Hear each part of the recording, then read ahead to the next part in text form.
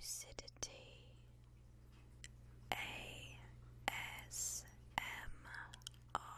Hello there, my lovelies.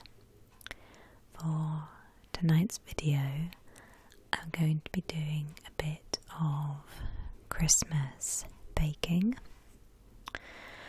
So, something that is a bit of a tradition in my family is that we always make homemade mince pies.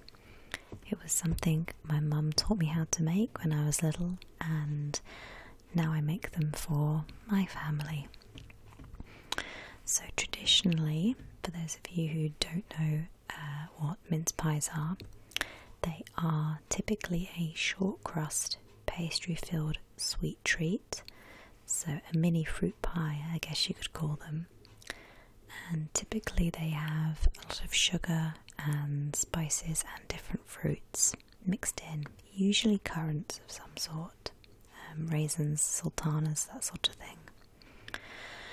This year I am making my version, which I have started doing in the past few years, which is a little bit of a twist on your traditional mince pies.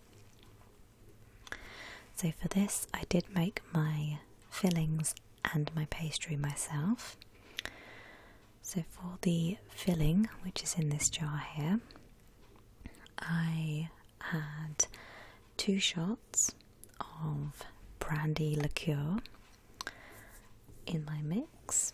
I did sultanas, raisins, a bit of lemon peel, and also some glacé cherries because they are my favourite and I think they add something special to this mix.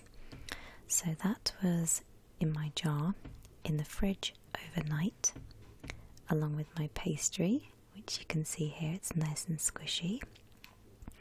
And this is actually a chocolate pastry.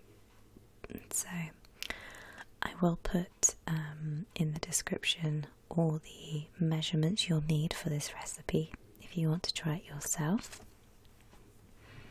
It's pretty simple to make. The only thing I will say is it does take a bit of prep time. So this is the cocoa that I used, and I used 2 tablespoons in my mix of pastry, which it's basically a short crust pastry but with added sugar and chocolate in. So you don't have to use a chocolate pastry for this recipe. You could simply use a plain short crust, or even a puff pastry is quite nice for something a little bit lighter and different. So this is the perfect consistency for what I need for my pie cases. So what I'm going to do now, now that it's room temperature, I'm going to flour my surface first of all, so that nothing sticks to it, because there's nothing worse than sticky pastry. Okay, so first I'm going to clear the area here, just get some of these items out of the way.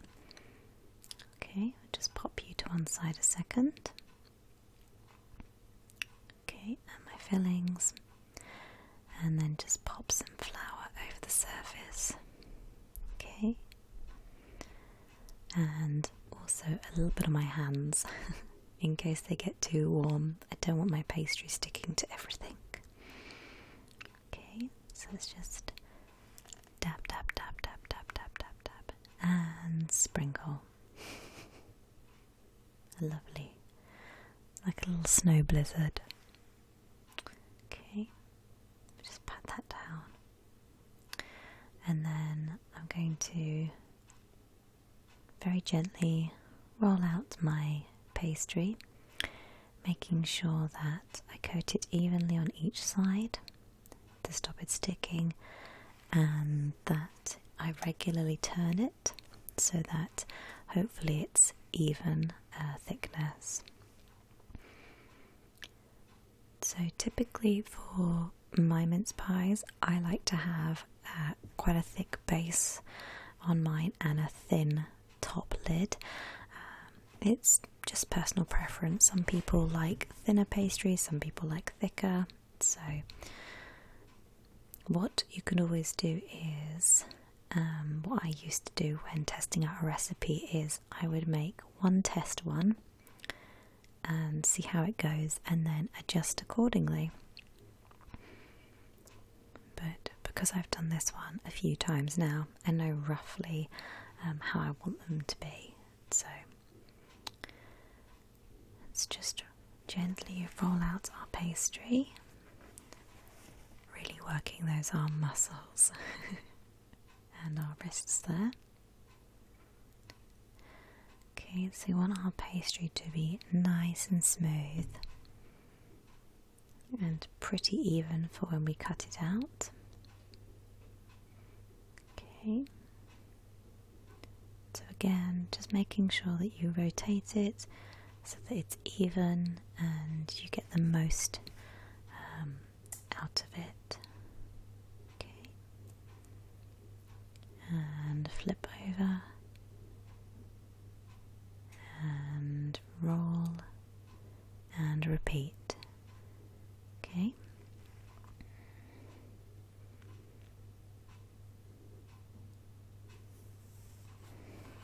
So for this recipe, it typically makes between 8 to 12 mince pies, depending on how big you want them.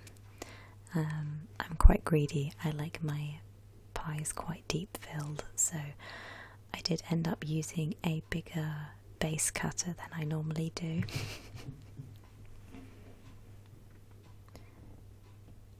Okay, so just roll out the edges there. Something I have experimented with in the past is using different shape cutters. So a really nice idea is using a star cookie cutter for the top and bottom, so they look less like pies and more like filled star treats. But just for the purposes of this video, I wanted to keep it nice and simple, nothing too elaborate. Okay, so here are my circular pastry cutters. So I've got a small one for the lid and a bigger one for the base. Okay, so we're going to start with our base cutter first, and then we will use our lid one later on once our pies are filled. I'm going to be using the crinkle side, and very simple. All I want to do is just press down, give it a little twist, and that should cut out beautifully for me. So pressing down, little twist, and pull up. Okay, and again, pushing down, little twist, and lift off. So I find if I give it a little bit of a twist at the end, the pastry seems to come away cleaner from the cutter. So a little pro tip there for you. Okay, press, wiggle, and up. Okay, press down, wiggle, and up. Okay. The next step I'm going to do is I'm going to pop my bases into my cake pan, which has already been buttered, so it's nice and oiled, ready so they don't stick. Okay, so just gently remove them, smooth out any rough edges, and then just pop them in there like that. Okay, give them a little press down in the middle, and you might want to press the sides as well, just so you get this little sort of bowl shape to them. Lots of nice room for filling. Okay, so I'm going to do that with all of my bases, and then we can start filling. Okay, so here are my bases, all lovely and ready to go. So let's take our mixture here. Beautiful. I'm going to use a teaspoon for this. Okay, so I do find less is more. You can always go back and add more if needed. Okay. So I want to try and make sure I get at least 1 or 2 cherries in each one. Okay. Just give them a little helping hand. Make sure that they're nice and filled. Okay. Just pop that in there like that. So I did make quite a lot of filling. I did have some left over. So I think Christmas Eve I'm going to make maybe one large pie with this filling. Something that I can cut up into slices, maybe to have for Boxing Day. I'm sure I'll think of a use for the rest of the filling. Even if it's just to make more mince pies. Okay.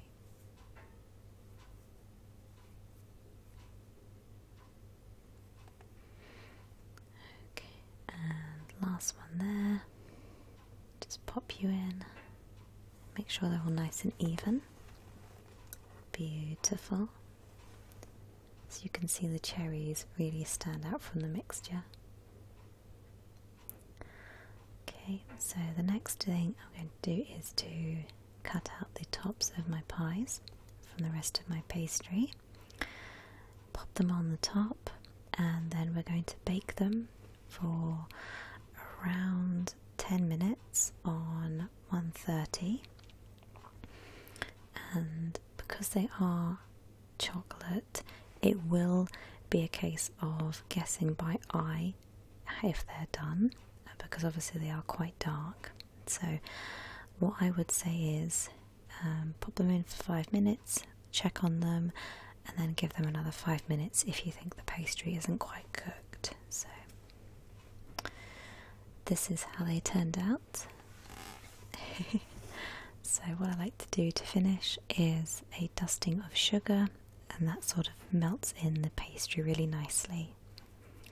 So what I'm going to do is, oh, look how gooey that is. Beautiful. I'm just going to show you what the inside looks like, and also so I can taste a little bit because I just cannot wait. So you can see the cherries in there along with the rest of our fruit and sugar. So tasty, so tasty. So that was my cherry chocolate mince pies. They're not obviously the prettiest creation, but they are super scrummy, and to anyone that likes to bake like I do during the holidays, I definitely recommend making these. I think next year I'm going to try maybe orange and cinnamon or other different flavour combinations, so that would be really fun to do. And as I said, you could always make these with a regular shop bought pastry, like a regular short crust. It's completely up to you, but I just really like the idea of chocolate and cherries together, so I thought that would be a great combination to work with. So I hope you guys enjoyed this little Christmas baking video, and I wish you guys a blessed Yuletime, happy Christmas, and I will see you guys in my next video. Bye guys.